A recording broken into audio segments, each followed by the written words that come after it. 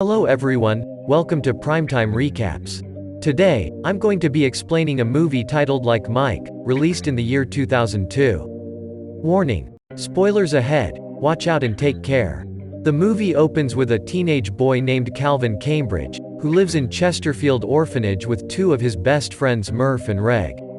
The trio love to play basketball in the front yard of the orphanage. One morning while they're playing the game, a group of bullies, led by Ox, stops them. He challenges Calvin to a match for his basketball jersey. While Calvin's friend suggests he ignored the bully, Calvin wants to take on the challenge as his favorite basketball players would. The match begins and Ox effortlessly wins against Calvin, because of the significant height difference. As promised, he gets Calvin's jersey and rips it apart just to spite him. The orphanage director named Stan Biddleman often makes the kids sell candy to raise money. Later that night, they go to the home game of the NBA team Los Angeles Knights to sell candies outside the arena. When the game is over, Calvin sees the Knights coach Wagger getting into a car to leave and he approaches him, offering him some candies. When the coach figures out that they are for a charity, he gives Calvin $20. However, Calvin refuses to take it, owing to the fact that he isn't sure if the money they collect really goes to charity. Impressed by the chap's sincerity, Wagger gifts him 4 tickets to the next basketball game. This leaves Calvin very excited. The next day, some couples come to the orphanage, looking for a child to adopt. Initially, Calvin is hopeful, but he soon realizes that the adopters only want younger children. Afterwards, they're given a box of donated clothes from the thrift store. Calvin gets his hands on a pair of shoes and tries them on. When he asks the nun about the shoes, she says that they belong to a renowned basketball player. Calvin checks and finds Michael B. Jordan's initials on it. Ox gets jealous of the shoes, snatches them, ties the laces together and throws them in the air, causing the shoes to hang on the power cable. At night, a thunderstorm strikes and when everyone else is asleep, Calvin wakes up Murph and Reg to help retrieve the shoes from the cable. They go outside while it is raining heavily and Calvin somehow manages to climb a tree near the cable. He reaches for the shoes when suddenly lightning strikes right at them, making Calvin fall to the ground along with the shoes. Fortunately, he doesn't get seriously hurt. He notices that the shoes are charged with a strange force, but he doesn't bulge. The next day, the children go to the arena yet again to sell candies. They get 4 tickets just like the coach had promised. Ox and his group of friends see them and threaten to tell Biddleman that they bought the tickets with the charity money. To win Ox over, Calvin offers Ox one of the tickets. The 4 of them then enjoy the game between the Knights and the Minnesota Timberwolves. During halftime, the team's star player Tracy Reynolds and one of the coaches take part in halftime show, intended to invite more audience members to the arena. One person from the audience will get a chance to go one-on-one with Tracy. Luckily for Calvin, his ticket number gets selected for the contest. When Ox finds out, he tries to snatch the ticket from his hands. Calvin somehow maneuvers and runs to the front with his ticket. Tracy doesn't think much about the face-off since Calvin is just a young boy. He lets him score the first round so the audience would be more involved. As the game continues, Tracy tries his best, yet, cannot stop Calvin from scoring a slam dunk. The crowd freezes in shock and explodes into cheers, while the star player is left embarrassed. The next day, Knights coaches go to meet Biddleman and ask him to let Calvin play for them for a day. At first the director is reluctant, but he agrees to let him go when he is offered money. Calvin's friends are so happy for him, while Ox on the other hand is furious. Since Calvin couldn't even win against Ox before he got the shoes, Calvin and his friends conclude that the shoes are magical and so, they decided to keep it a secret so no one would try to take them away, but Ox hears them while eavesdropping. The following day, Calvin enters the Knights' changing room and is given a Knights jersey and a pair of new shoes that he has to wear. He asks the coach if he can wear his old shoes, but the coach is indifferent about his footwear, since Calvin's presence is only a publicity stunt. After the last match, Calvin's popularity has grown greatly, which has in turn increased the audience in the arena. In the second half of the game, as their team is about to lose, he asks the coach to give him a chance. Although skeptical, he allows Calvin to play. Since he is not wearing his lucky shoes, Calvin nervously calls a timeout and runs to the locker room to change into his old shoes. On getting back, he is much more confident. Eventually, he helps his team catch up with the opponent's points and makes them win. After the match, he signs a contract to play with the team for the rest of the tournament.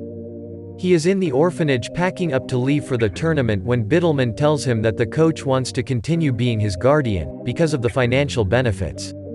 He also warns Calvin to be careful of the people who will want to adopt him henceforth, because they are only interested in his money. After a long flight, the coach allocates Tracy and Calvin to the same room. Calvin loves the fact that he gets to share a room with his idol, but Tracy isn't as excited about it. At night, they have a curfew that Tracy plans to break. He leaves for a date after teaching Calvin how to use room service. Calvin abuses the opportunity by ordering unnecessary food. When Calvin returns with his date, he finds the room in a total mess. He ends up taking care of Calvin, who is sick as a result of excess feeding. They both go to sleep late at night, but even then Tracy can hardly fall asleep because of Calvin's loud snoring.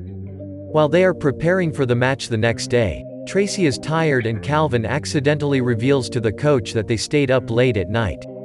In response, the coach warns to suspend Tracy if he misses curfew one more time starting that day.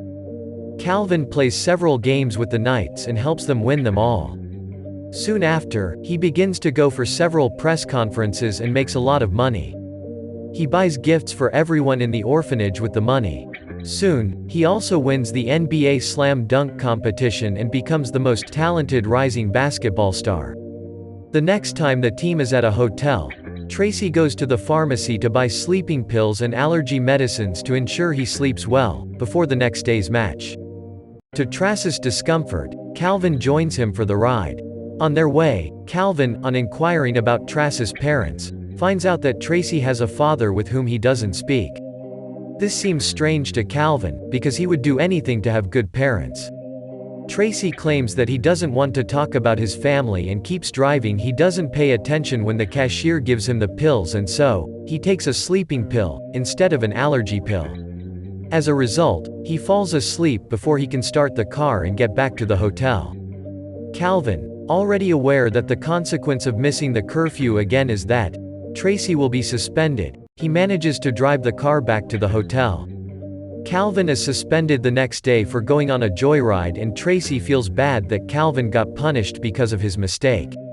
Later at night, while on the flight back, Tracy thanks Calvin for taking the heat to save him earlier. Tracy has started to like the chap after spending some time with him. When Calvin returns to the orphanage, several people come in, wanting to adopt him. Murph gets jealous, because he yearns to be adopted as well. Biddleman doesn't want Calvin to get adopted, so he picks only the worst parents and arranges a meeting with them. Calvin doesn't like any of them and he decides to keep staying at the orphanage. During the weekend, he goes to Tracy's house without informing him. When asked why he is there, Calvin tells Tracy everything about Murph being upset about him not getting credible parents and a geometry test he has the next day. To help out, Tracy asks him to invite Murph over. While they wait, he teaches him geometry in a fun way so he wouldn't get bored, and they all end up having a nice time.